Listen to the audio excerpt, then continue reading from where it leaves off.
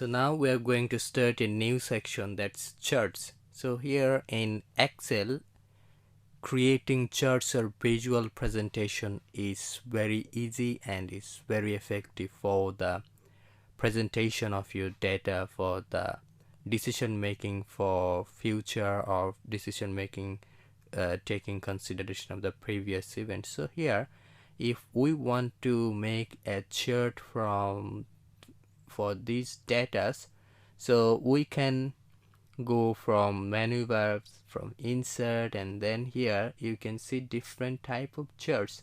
So here it's a very effective tool, that is recommended charts. So here they have already made these recommendations.